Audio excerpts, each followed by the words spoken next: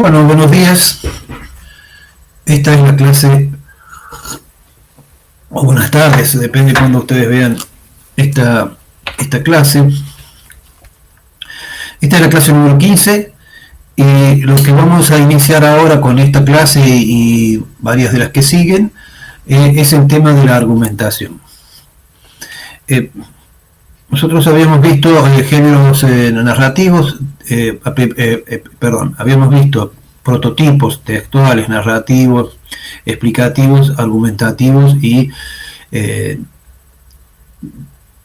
descriptivos, aparte del dialogal, etc. Pero ahora lo que vamos a introducirnos es en una cuestión que tiene que ver no solamente con el prototipo textual, sino la forma textual, sino también que tiene una relación con los campos sociales en los cuales nosotros nos movemos.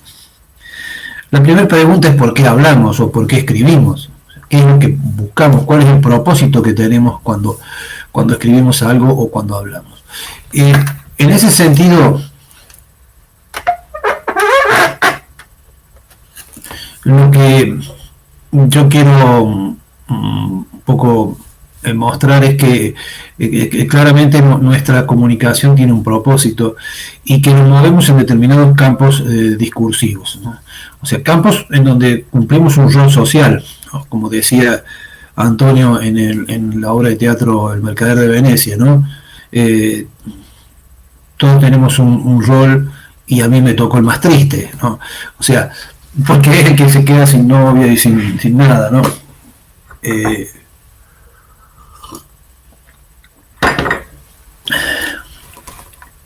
El tema de los campos argumentativos está fuertemente asociado con la noción de Estado, o la formación de algo superior o diferente a lo que eran las tribus, ¿no? como organización social. Claramente las tribus, o la forma tribal, no tenía que ver con la escritura, o sea, la forma tribal siempre tiene una transmisión oral, es el valor de la palabra, o sea, en las formas que en algún momento las llamamos también formas o relaciones informales, ¿no?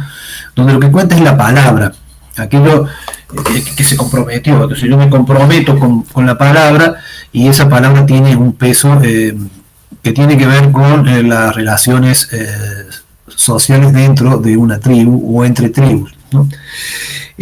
Cuando aparece la escritura, que está asociada con el Estado, aparece el registro, básicamente, la necesidad de registrar lo que se dice, los contratos, ¿no? O sea, el contrato del compromiso.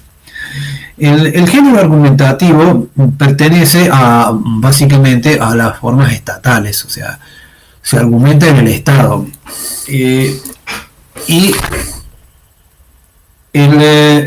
La forma que existe, o sea, existe básicamente también la forma del tribunal, o sea, ¿no? el tribunal evaluador, o sea, un grupo que evalúa lo que se argumenta.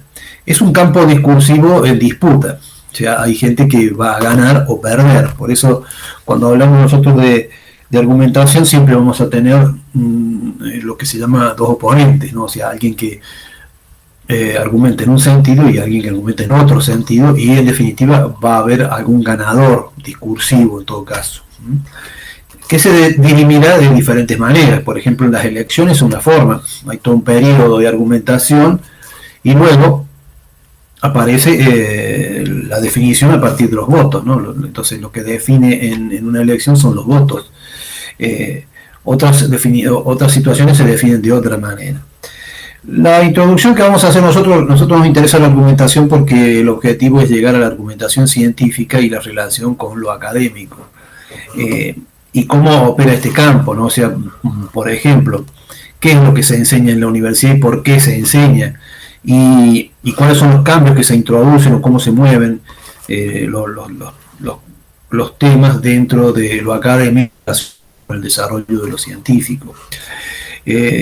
Esta idea de campos argumentativos, donde hay actores, donde hay circulación de textos, hay formas de circulación de textos, es lo que más nos preocupa, porque después es lo que necesitamos como estudiantes, ¿no? Como para formarnos, básicamente necesitamos siempre actualizarnos y saber en qué campo nos movemos. Aparte necesitamos construir un rol en ese campo. Si nosotros estudiamos una carrera, no solamente se trata de estudiar la carrera, después hay que ubicarse en ese campo social, o sea, hay que tener un rol que tendrá que ver con el trabajo que uno desarrollará, porque uno puede estudiar, pero si después no trabaja en su carrera, lo que estudió no le sirve de mucho. Entonces, claramente acá vamos a empezar con el tema de la antigua Grecia. O sea, esta clase tratamos la cuestión de la antigua Grecia. No estamos hablando de la Grecia actual, no estamos hablando de la Grecia de Homero, estamos hablando de la Grecia de Pericles, o sea, la Grecia, lo que se conoció como el siglo de Pericles, el siglo V a.C. Para globalizarlo, en el texto ustedes van a ver algunas diferencias de épocas. Vamos a establecer el siglo V a.C., o sea, hace 2500 años. Digamos, uno puede pensar que la argumentación es algo lógico y natural, sin embargo no lo es. La formación de la argumentación en la antigua Grecia es una especie de experimento social que después va a reaparecer en diferentes épocas, ¿no? Pero que en algún momento también desaparece durante mucho tiempo. Esto tiene que ver con el desarrollo de los imperios. La Grecia antigua del siglo V es una forma social que surgió en los márgenes de un estado imperial, que era el estado persa. Entonces, la victoria de los griegos sobre los persas, que evitó el avance del imperio persa hacia Occidente, le permite a los griegos, durante un cierto tiempo, unos 100 años aproximadamente, desarrollar formas culturales específicas que luego van a ser absorbidas o destruidas por las invasiones, por ejemplo, de los macedonios, después de los romanos, que de alguna manera se van a apropiar, sobre todo los romanos, se van a apropiar de estas culturas, pero ya no van a tener el sentido original de que es cuando se formaron, ¿no? Estamos hablando de una forma social que se llaman las repúblicas, las ciudades repúblicas, ¿no?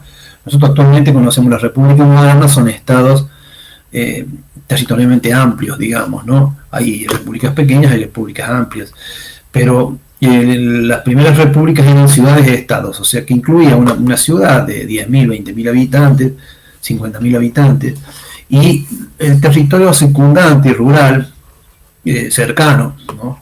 O sea, es como si nosotros dijéramos en el caso de Río Gallegos hasta Hueraique, ¿no? O sea, pequeños territorios donde, bueno, había una relación entre el campo y la ciudad. Las ciudades eran siempre puertos donde se comerciaba, entonces el campo comerciaba a través de la ciudad y se generaban determinadas clases sociales dentro de esas ciudades, que eran, por ejemplo, los comerciantes, los propietarios de tierra, ¿no? Y también los esclavos. Debemos recordar varias cosas primero, que toda esta época, sobre todo en el neolítico tardío en adelante, se forman lo que se llaman se consolida fuertemente el patriarcado, o sea que la base de la estructura familiar está sustentada en el hombre, ¿no? Pero no en todos los hombres, en el hombre que es el padre de familia, lo que después los romanos van a llamar el pater familias. Esa es la primera idea. La segunda idea es que estas sociedades eran básicamente esclavistas, lo cual no tenemos que olvidarnos, ¿no? O sea, siempre incluían esclavos. O sea, había una serie de trabajos que hacían los esclavos. Y se podía ser esclavo por una ciudad perdía la guerra, entonces se esclavizaba a su población. Se podía ser esclavo por deudas, ¿no? O sea, uno pedía un préstamo, después no lo podía devolver, tenía que pasaba a ser esclavo, ¿no?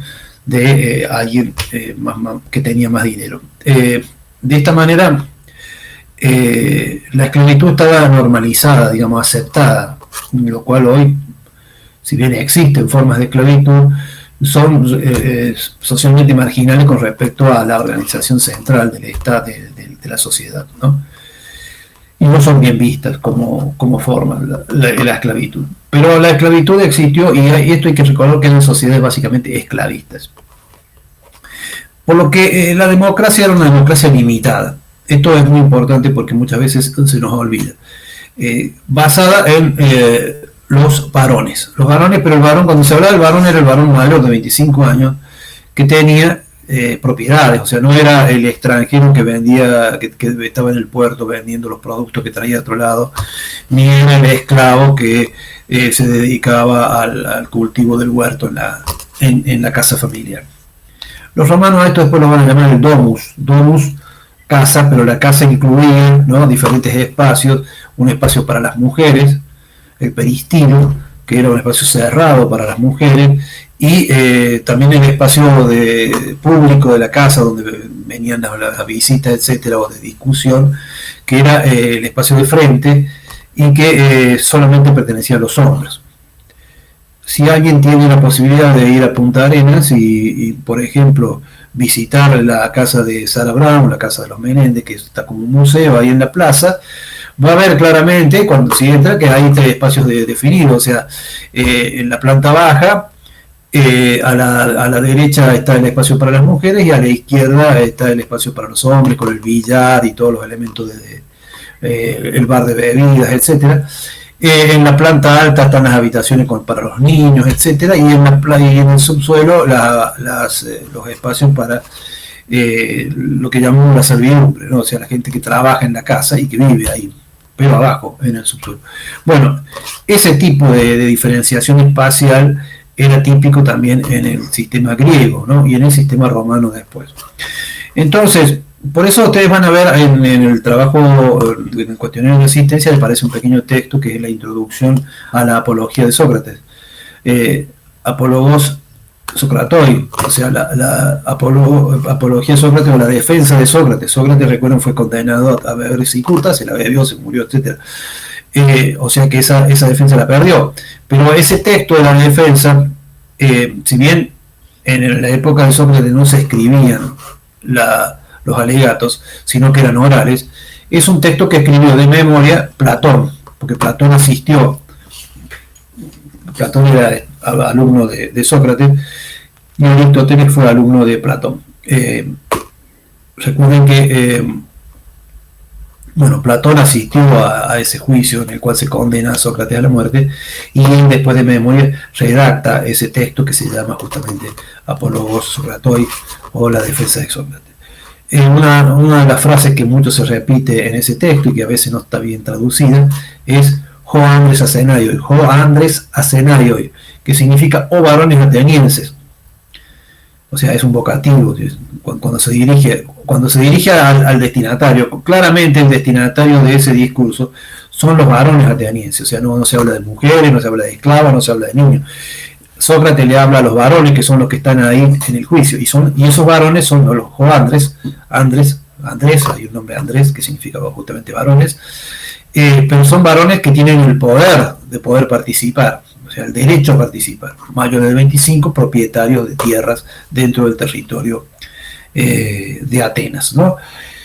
Pero a nosotros nos ha llegado toda esta cultura de la Atenas del siglo V, a través de los textos que fueron sobreviviendo en el tiempo y que fueron reproducidos de alguna manera. Se lo apropiaron los romanos, sobre todo después se lo apropiaron en el siglo XVIII y XIX los románticos alemanes, se replicaron en filosofía, etc. De alguna manera todos estos textos aparecen.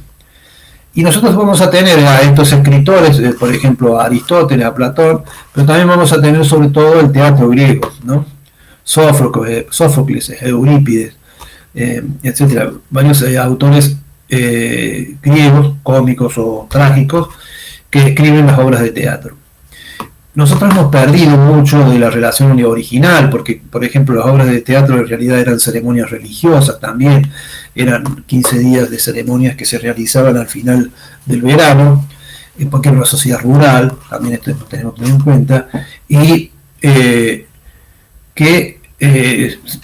la comuna de Atenas, la ciudad de Atenas, le pagaba a los autores para que escribieran estas obras. O sea, había premios, ¿no?, que se recibían dinero, dracmas, a cambio de escribir estas obras y después de representarlas. Entonces, y participaban, ciudadanos comunes, no es que fuera un oficio el de actor. Había algunos elementos interesantes, por ejemplo, los actores utilizaban máscaras porque el teatro tenía algo de sagrado, no es como nosotros vemos el teatro ahora, sino que el teatro era parte de una ceremonia religiosa y por lo tanto las máscaras cumplían el rol de ocultar el rostro, a diferencia de lo que nos pasa ahora, que el actor es su rostro, ¿no? El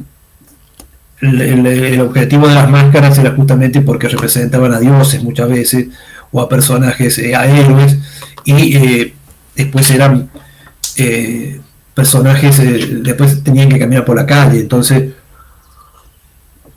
utilizaban la máscara para que no se los reconociera, entre otras cosas. Aparte que la máscara tenía una especie de bocina adelante y amplificaba la voz, y la máscara también tenía un gesto ya grabado, por lo tanto se lo podía ver desde lejos, de acuerdo a la estructura del teatro griego, ¿no? Era parte de la tecnología del teatro.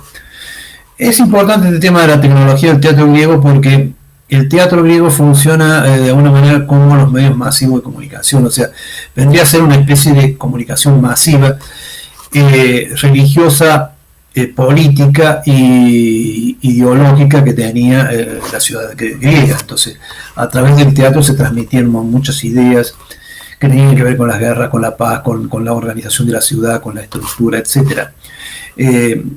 Por eso lo que nos sobrevive, estos textos que sobreviven, son muy importantes. Por supuesto, el teatro griego también tiene un periodo de evolución donde va cambiando las temáticas y las estructuras. Bueno, entonces, aquí en la Grecia ateniense aparecen claramente diferenciados campos argumentativos específicos, y como han sobrevivido estos textos, nosotros vemos, entonces son interesantes de estudiar, ¿no? Aquí aparecen los campos argumentativos clásicos de la Grecia, en el teatro, que es donde se argumentaba, digamos, ideológicamente, tendría que ser lo religioso, ideológico, político. Después un campo que era el campo conmemorativo, ¿no? Donde se conmemoraban batallas o héroes, etcétera, y había un campo jurídico, ¿no? El campo jurídico se desarrolló mucho, digamos, es el origen del desarrollo de la argumentación en la justicia. Bueno, estos eran los campos y después teníamos el campo político típico, que era el campo de cuando se discutían en las asambleas temas importantes como ir a la guerra o no, por ejemplo, ¿no? Y hay un espacio, los espacios también, o sea, acá también vemos el tema de los espacios, ¿no? Una palabra, por ejemplo, que es ágora, que ahora se usa mucho, que es plaza. Recuerden que la plaza griega es muy diferente a lo que nosotros tenemos que ir como plaza. La plaza griega no tiene un solo árbol, la plaza griega es toda de piedra. Y era básicamente el mercado, o sea, todavía, bueno, por ejemplo, en Grecia y en Italia y toda esa zona mediterránea, en muchos pueblos todavía sobrevive la plaza central, que es la plaza del mercado, que no es un espacio como nosotros conocemos de plaza para ir a sentarse al banco, sino que es un espacio de comercio y de intercambio, ¿no? Está generalmente protegido en el centro de un pueblo, una ciudad, y es de piedra, las calles son la superficie de piedra, y bueno, es el lugar donde se venden los productos. Y también es el lugar donde se reúnen las asambleas para decidir cuestiones importantes, y donde también se realizan los juicios. Nosotros actualmente tenemos separados los espacios, tenemos la plaza para relajarse, para descansar, etcétera, y tenemos los edificios, por ejemplo, de la justicia, donde están los tribunales, y después tenemos otros espacios donde se hacen las reuniones políticas, por ejemplo, la Cámara de Diputados, o tenemos el lugar donde se reúnen los concejales, etc. Nosotros los espacios políticos y sociales los tenemos diferenciados. En la antigua Grecia se utilizaba el ágora o la plaza como este espacio. Y después había otro espacio que era el del teatro, que sí había un espacio específico, como en Grecia hace calor y las obras del teatro se hacía en verano, al final del verano. No es que había todas las semanas teatro, sino que había 15 días dedicados al teatro.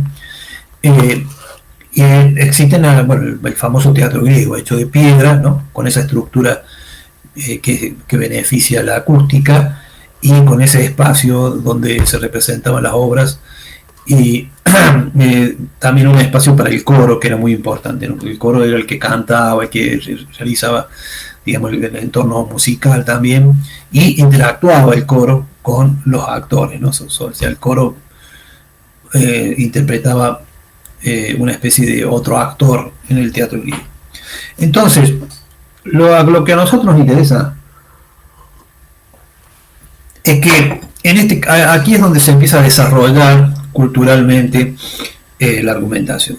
Esto es importante que entendamos que la argumentación tiene un proceso histórico de formación, no es que ha existido siempre.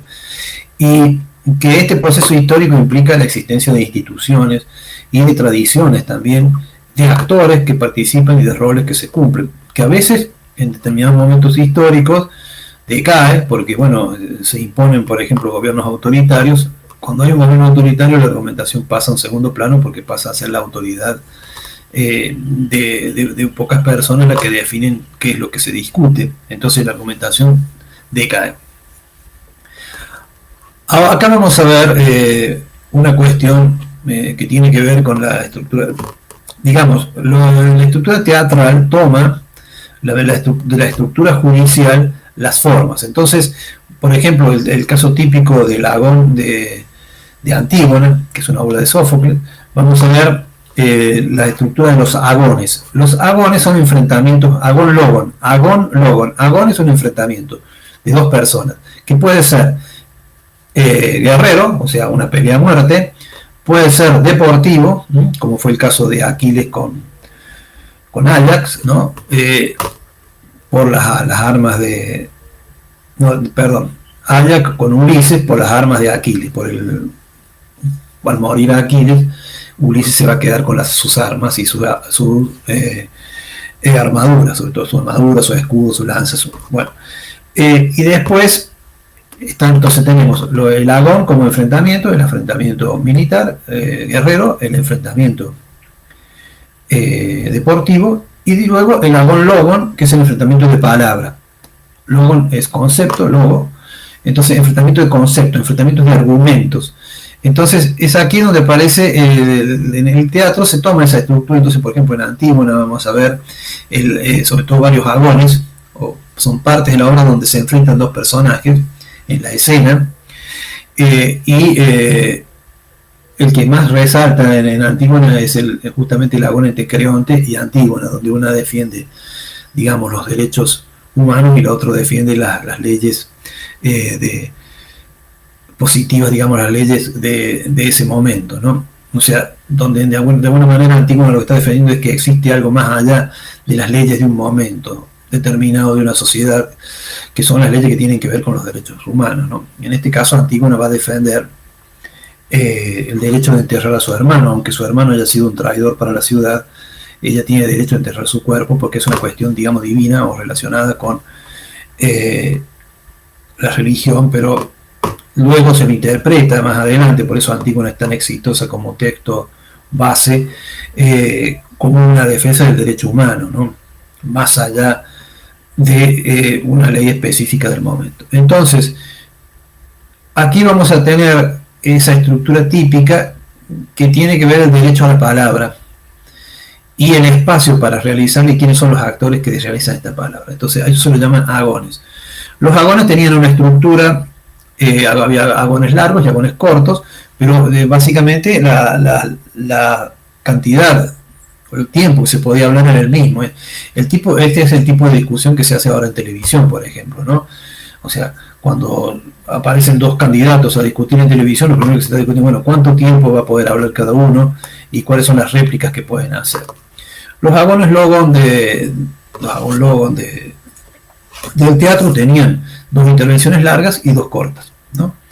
Y generalmente el último que hablaba era el que tenía la razón, ¿no? O sea, el que tenía la fuerza del argumento. En el caso de Antígona es la que tiene la razón, pero es la que muere porque Creonte la condena lo mismo. Muy bien, en el caso de Sócrates tenemos algo parecido. La defensa de Sócrates es justamente el momento en que Sócrates interviene para defender su posición. Ya han hablado los acusadores de Sócrates. A Sócrates se lo acusaba de corromper a la juventud y de impiedad. Impiedad significa que no creía en los dioses de la ciudad, ¿no? Básicamente en Atenea. Y bueno, y Sócrates va a tratar de defenderse de ese ataque, pero será condenado después. Se condenaba por una votación de los varones ahí presentes, ¿no? Que generalmente eran aproximadamente 500 los que intervenían para juzgar, y después votaban con una ostra, ¿no? Que era blanca o negra, y de acuerdo al resultado era la decisión. Bueno, Sócrates por supuesto la pierde. Muy bien, este es el tema del teatro, de la argumentación en la antigua Grecia. Aquí ya se empiezan a identificar algunas estructuras, básicamente la política, por ejemplo, la ideológica que tiene que ver con los medios, que es el teatro, en este caso, y las fiestas que se hacían, y la jurídica, ¿no? O sea, la justicia, que también es una forma que claramente se define, los griegos desarrollan mucho esta forma, y también aparece la científica, todavía no desarrollada como en el siglo XIX o XVIII-XIX, que se desarrolla el pensamiento científico, sino más asociada también a lo didáctico. O sea, no hay una diferenciación muy clara entre la enseñanza y la investigación científica en este momento de la formación de la argumentación. Nosotros vamos a tomar un poquito esta historia de la argumentación griega, aclarando que se trata de un experimento social que después va a tener diferentes desarrollos y que en algunos momentos incluso va a desaparecer y reaparecer más adelante, y que está en la formación de nuestro pensamiento actual.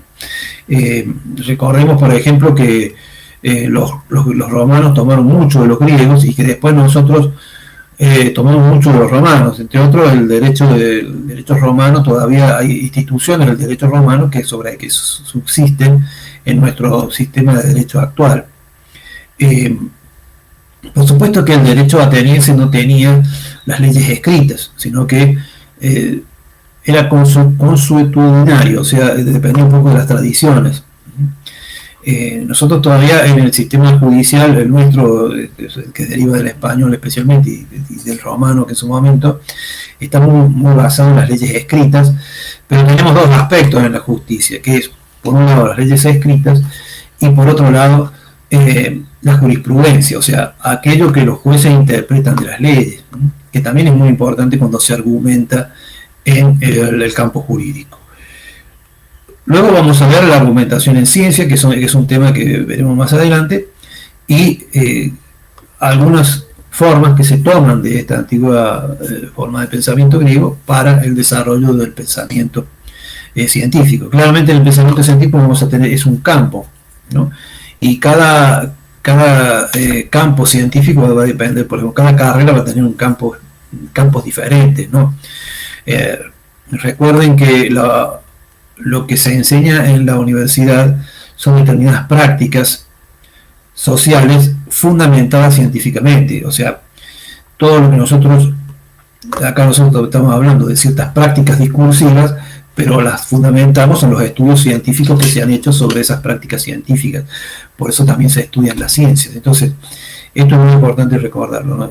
El campo científico es el que sustenta las prácticas de lo que se enseña en la universidad, ¿no?